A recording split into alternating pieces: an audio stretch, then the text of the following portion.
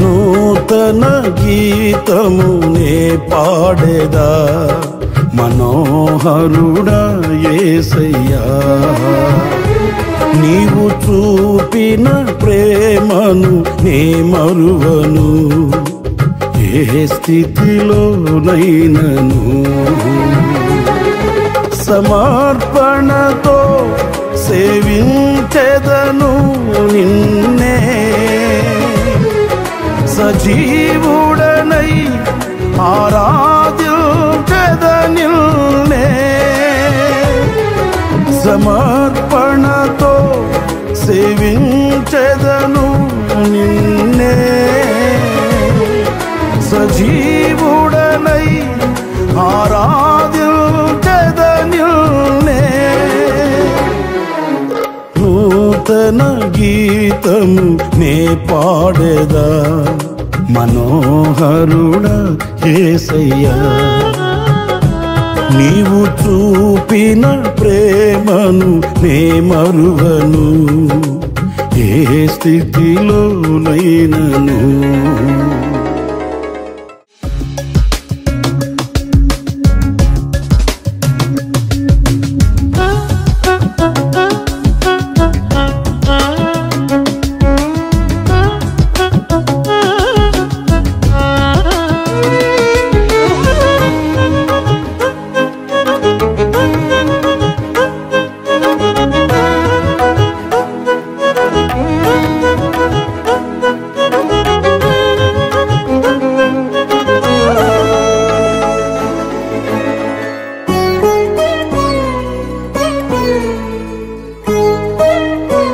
కడలి తీరం కనబడని వేళ, కడలి కెరటాలు వేధించు వేళ, కరుణమూర్తిగా దిగి వచ్చిన నీకు సాటెవ్వరు.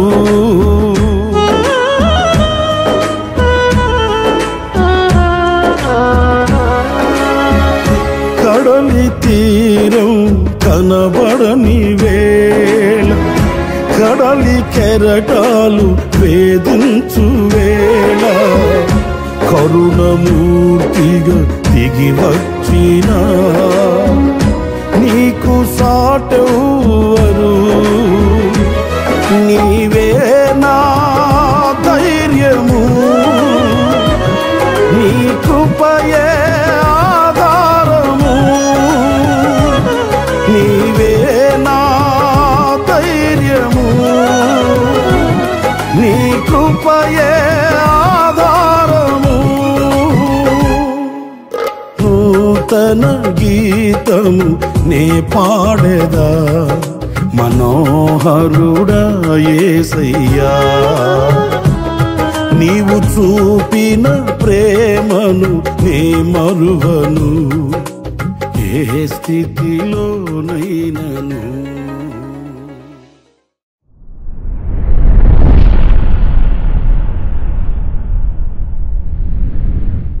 Praise the lord.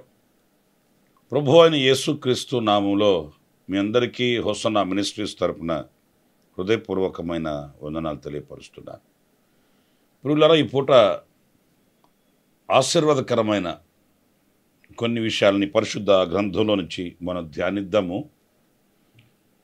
మనం అనేక సందర్భాల్లో ప్రభు సన్నిధిలో ప్రార్థించినప్పుడు ఆ ప్రార్థనల యొక్క జవాబు కొరకై వేచి చూస్తూ ఉంటాము. కాస్త ఆలస్యం కాగానే మనలో ఉన్న విశ్వాసం తగ్గిపోతుంటుంది, కనిపెట్టి చూడలేకపోతుంటాము. దైవ సన్నిధికి కూడా దూరం అయిపోతుంటాము.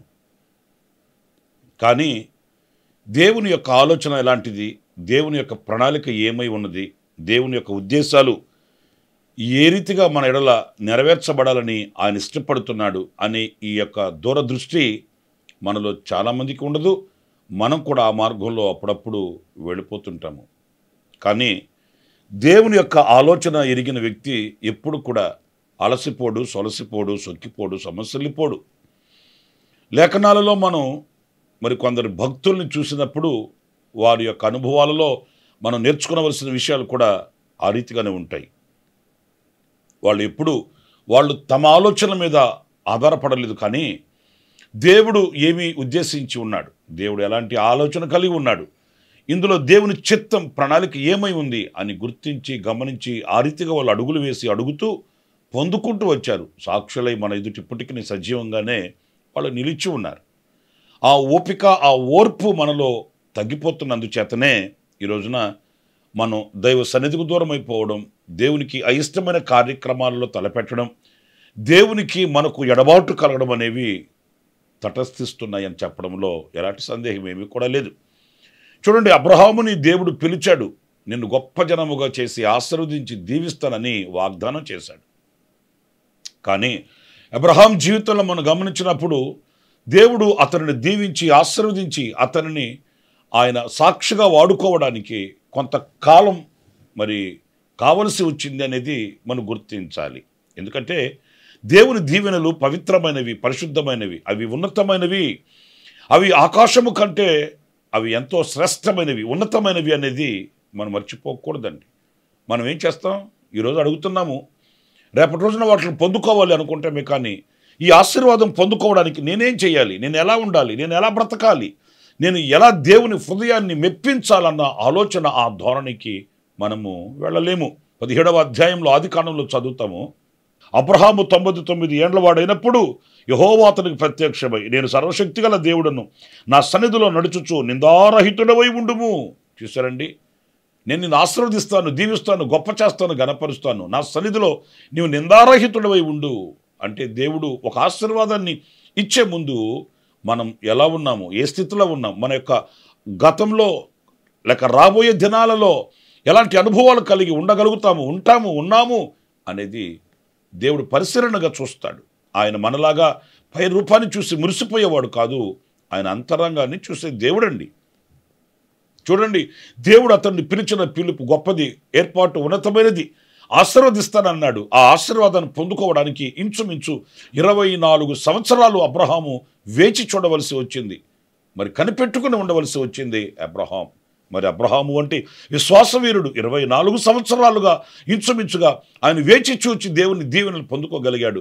మరి మనము విమర్శించుకోవలసిన అవసరం లేదా అనేది ఈ వాక్యపు వెలుగులో మనం సరిచేసుకోవాలి. మనం ఏ రీతిగా ఉన్నాం, ఏ రీతిగా మనం ప్రభు సన్నిధిలో బ్రతుకుతున్నాము, నిందారహితులమై ఉంటున్నామా, లేకపోతే దోషులమై నిలబడి ఉన్నామా, మన అంతరంగాన్ని వాక్యపు వెలుగులో సరిచేసుకుంటే అది ఎంతో మనకు దీవెన కలిగిస్తుంది. మీరు ఆదికాండం 15వ అధ్యాయము 2-4 వాక్యాలు నేను చదువుతున్నాను, గమనించండి ఆ వాక్యాలను కూడాను.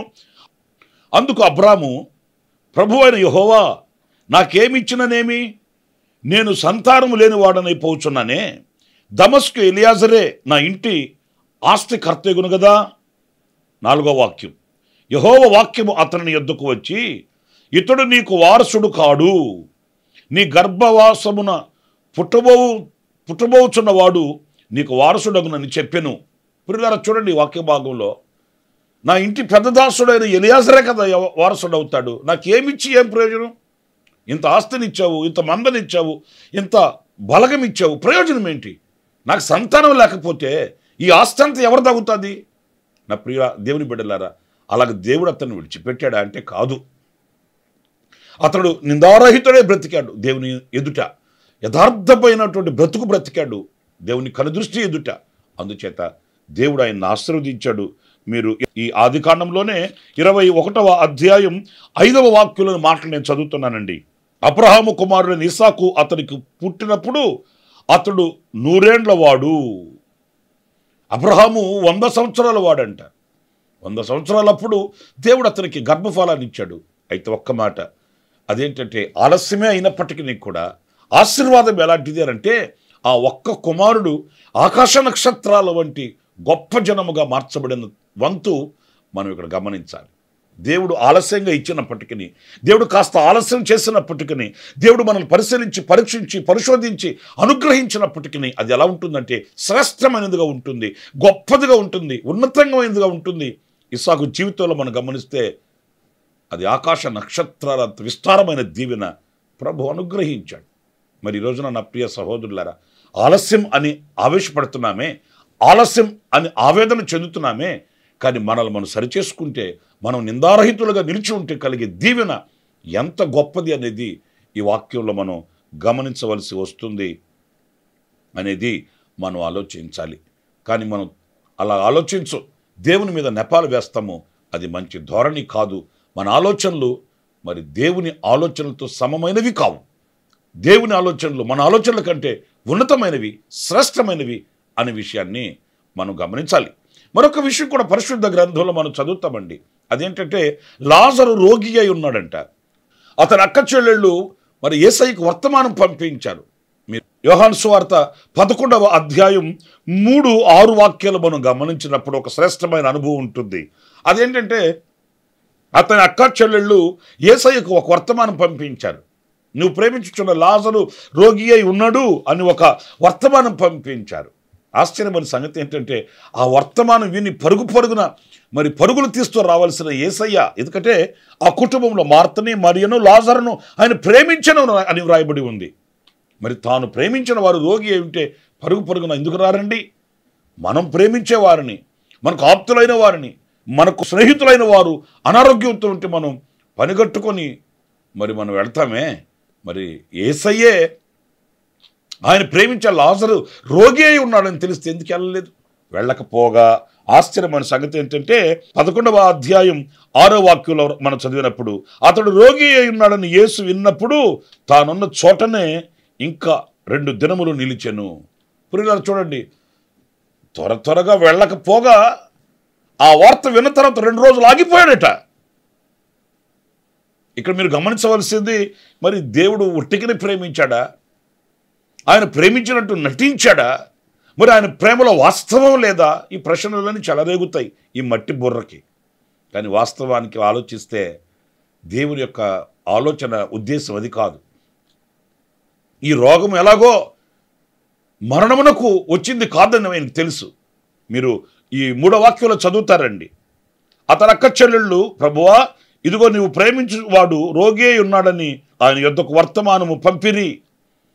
ఈ వర్తమానం పంపించినప్పుడు ఆయన తలంచింది ఏంటంటే ఈ రోగము అతని మరణమునకు వచ్చింది కాదు అన్నప్పుడు అతనిలో దేవుని క్రియలు ప్రత్యక్షపరచబడాలి, ఈ కార్యము వలన దేవునికి ఘనత కలగాలి అని ఆయన 2 దినములు ఆగిపోయాడు. ఆయన ఉద్దేశం ఏంటంటే మనం పరిశుద్ధ గ్రంథంలో చదువుతాం, రోగి అయి ఉన్న వారిని స్వస్థపరచడం కాదు, అతని కుటుంబం ప్రపంచమంతా కొనియాడబడినట్లుగా ఒక ఉన్నతమైన కార్యం అతని పట్ల నేను చేయాలి, జరిగించాలన్న ఆలోచన మనం గమనించగలుగుతాము. మనం ఆలోచించింది, మనం ఆశించింది కొంచెమే, కానీ గొప్ప దేవుని ఆలోచనలు ఉన్నతంగా ఉంటాయండి. మన ఆలోచనల ప్రకారం మనం ఆవేశపడకూడదు. ఒక కీడు కలిగిందని దానిని ఆధారం చేసుకొని మనం దేవునికి దూరం కాకూడదండి. ఏదో ఒక చేదు అనుభవం కలిగిందని మనం దేవునికి ముఖం చాటు వేయకూడదు. ఆ తర్వాత జరిగే దైవ కార్యాన్ని మనం నిరీక్షణ నేత్రాలతో చూడగలగాలి, విశ్వాసపు దృష్టితో మనం వీక్షించగలగాలి. అప్పుడే మనం స్థిరపరచబడగలుగుతాము, దైవ కార్యాలకి మనం యోగ్యులుగా మార్చబడగలుగుతాం. లేఖనాలు మనం చదువుతాం కదండి, లాజరు చనిపోయాడు, సమాధి చేసేశారు. యేసయ్య వచ్చాడు, సమాధిలో నుంచి లాజరుని లేపాడు. ఎంత ఆశ్చర్యమైన కార్యం అండి, ఎంత గొప్ప కార్యం అండి. ఆయన మనసులో ఇంత గొప్ప ప్రణాళిక ఉంది, ఆయన గుండెల్లో ఇంత గొప్ప ప్రణాళికను దాచుకొని ఉన్నాడు. కానీ ఆ చిన్న చేదైన అనుభవానికి మనం దూరం అయిపోతే ఎలాగా? లాజరును చూడడానికి అనేక మంది ఊరు నుంచి వస్తున్నారంట. యేసు సమాధిలో నుండి లేపిన లాజరుని కూడా చూడాలని జనం పరిగెత్తుకుని వస్తున్నారు. ప్రభు మనల్ని ఒక ఘనమైన సాక్షిగా ఉండాలని కోరుకుంటాడు. ఏదో చిన్నపాటి సాక్షిగా కాదు, ఏదో మన గ్రామంలో, మన ప్రాంతంలో, మన వీధిలో, మన గల్లీలో, మన సంఘంలో మన సాక్షులుగా ఉండడం కాదు, ప్రపంచమంతా గొప్ప ఘన సాక్షిగా మనం ఉండాలన్నదే దేవుని ఉద్దేశం ఆ కార్యాలు ఆయన చేస్తాడు. విసిగిపోకూడదు, వేసారిపోకూడదు, అలసిపోకూడదు, సొలసిపోకూడదు, సొమసలిపోకూడదు. మన దైవ కార్యాలను కొనియాడాలి. ఆలస్యంలో ఉన్న ఆశీర్వాదాన్ని గుర్తించాలి. మన తలంపులు, మన ఆలోచనలు వేరు, దేవుని తలంపులు, దేవుని ఆలోచనలు వేరు అనేది మనం గమనించాలి. ఇక ఆఖరిగా ఒక చిన్న మాట జ్ఞాపకం చేస్తాను. ప్రకటన గ్రంథంలో మనం చాలాసార్లు చదువుతుంటాము, ఇదిగో నేను త్వరగా వచ్చుచున్నాను అనే మాట మనం గమనించినప్పుడు మరి ఈ ఆలస్యం అంతా దేని కొరకు అనే సందేహం మనకు కలుగుతుంది. మన పితరులు చెప్పారు, మన పెద్దవాళ్ళు చెప్పారు, ఇప్పుడు మనము కూడా అదే మాట చెబుతున్నాం. త్వరగా వచ్చుచున్నాడు, త్వరగా వచ్చుచున్నాడు, త్వరగా వచ్చుచున్నాడు అనే వాక్యాన్ని చదివినప్పుడు మనకు ఒక వింత ఆశ్చర్యం కలుగుతుంది. ఏంటిది త్వరగా అన్నాడు, త్వరగా అన్నాడు, మరి ఇంతకాలం 1000 సంవత్సరాలు 100 సంవత్సరాలు అయిపోతుంటే మరి త్వరగా అన్న మాటకు అర్థమేంటి అనేది మనకు తెలుసు. కానీ దేవుని ఆలోచన వేరు, దేవుని ఉద్దేశం వేరు. ఎవరు నశించిపోవుట ఆయనకి ఇష్టం లేదు, ఎవరో కాదు. ఇదిగో ఈ మాటలు వింటున్న నా ప్రియ సహోదరుడా, నీవు నశించిపోవడం ఆయనకి ఇష్టం లేదు. ఈ మాటలు వింటున్న నా సహోదరి, నీవు నశించిపోవడం ఆయనకి ఇష్టం లేదు. నీ కొరకే ఆలస్యం చేస్తున్నాడు, నీ కొరకే తడువు చేస్తున్నాడు, నీ కొరకే వేచి ఉన్నాడు, నీ కొరకే నిలిచి ఉన్నాడు. నీవు సిద్ధపడాలి, మనం సిద్ధపడాలి. ఏదో వస్తానన్నాడు, ఎందుకు ఆలస్యం చేస్తున్నాడు అని కాదు. ఈ ఆలస్యానికి నేనే కదా కారణం అనే ఆలోచన రావాలి. ఈ ఆలస్యానికి నేనే కదా కారణం అని నువ్వు తెలుసుకుంటే నువ్వు సిద్ధపడగలుగుతావు. ఆయన వస్తానన్నవాడు తప్పక వస్తాడు, మనం తీసుకుని వెళ్తాడు. ఆలస్యం ఆలస్యంగా కాదు, దేవుని ఆలోచన ఉంది అందులో. ఆలస్యం నిర్లక్ష్యం కాదు, దేవుని సంకల్పం ఉంది అందులో. ఆలస్యం చేదైన అనుభవం కాదు, అది తీపి జ్ఞాపకాలతో ముడిపడి ఉన్న అనుభవం అది. అందుచేత ఆలస్యంలో ఉన్న దీవెనను, ఆలస్యంలో ఉన్న దైవ ప్రణాళికను గుర్తిద్దాము. ఆ రీతిగా ప్రభువుని స్తుతిస్తూ ప్రభుకు కృతజ్ఞులమై మనం బ్రతుకుతాం. అందరూ అలాగే తలలు వంచి కళ్ళు మూయండి. చిన్న ప్రార్థన. జీవాధిపతి అయిన ప్రభువా, మీకు వందనాలు. నాయన, మీ ఆలోచనలు గొప్పవి, ఉన్నతమైనవి, శ్రేష్టమైనవి. ఆ ఆలోచనలు మేము గుర్తించలేక మేము వైదొలిగిపోతుంటే దయతో క్షమించండి, చేపట్టి సరిచేయండి. మమ్మల్ని గద్దించి మీరు మమ్మల్ని సరిచేయండి. అయినా మీరు ఎప్పుడు కూడా ఆలస్యం చేసే దేవుడు కాదు. ఆలస్యంలో దివ్యమైన నీ ప్రణాళిక దాగి ఉంది అని మేము తెలుసుకోగలిగాము. అవును, ఆనాడు అబ్రహాముకి ఆలస్యమైనప్పటికీ ఎంతో గొప్ప దీవెన పొందుకున్నాడు. అంత గొప్ప ప్రణాళిక మీ గుండెల్లో దాచుకున్నారు.